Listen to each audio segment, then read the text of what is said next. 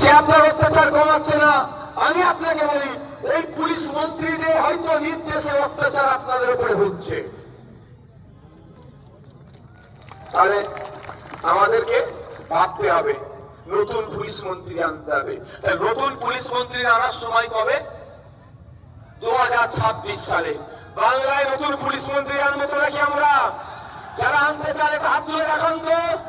এই বাংলায় নতুন পুলিশ মন্ত্রী আনতে হবে তো নাকি? আমাদের মনের মতো পুলিশ মন্ত্রী আনবো, আমরা সেটা তৈরি করতে পারবো মনের মতো।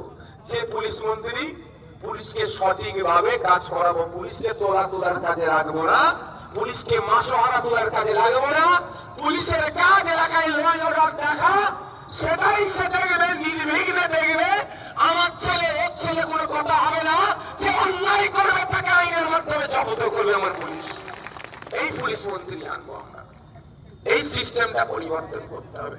বন্ধুগণ, আজকে আপনারা দেখেন বেশ কিছু বিষয়ের উপরে সামনে রেখে আমাদের অধিকার সভা, অধিকার সমাবেশ, আমাদের অধিকারের জন্য আমরা এখানে এসে উপস্থিত হয়েছি।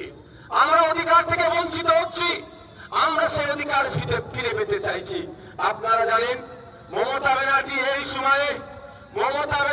এই সময়ে সব থেকে বড় ক্ষতি যদি করে থাকে সেটা হচ্ছে সার্টিফিকেটে চুরি করেছে, দলিতদের ক্ষতি করেছে, মুসলমানের ক্ষতি করেছে, আদিবাসীর ক্ষতি করেছে, পিছড়ে বর্গের মানুষের ক্ষতি করেছে।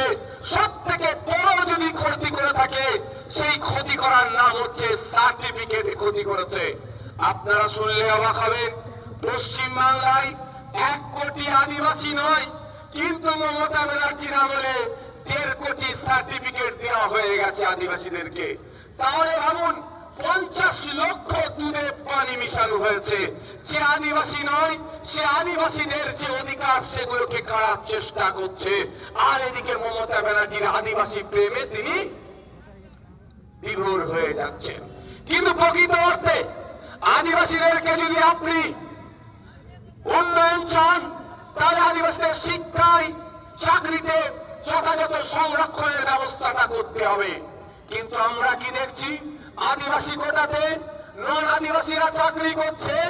আমরা কি দেখছি, যে আদিবাসী নয় আদিবাসীদের সার্টিফিকেট নিয়ে আদিবাসী সেজে সেই জায়গাটাকে কেড়ে নিচ্ছে।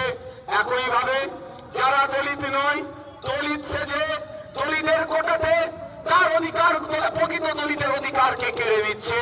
তাই বন্ধুগণ, এই রাজ্য সরকার মুসলমানদেরকে নাকি তোষণ করছে, মুসলমানদেরকে নাকি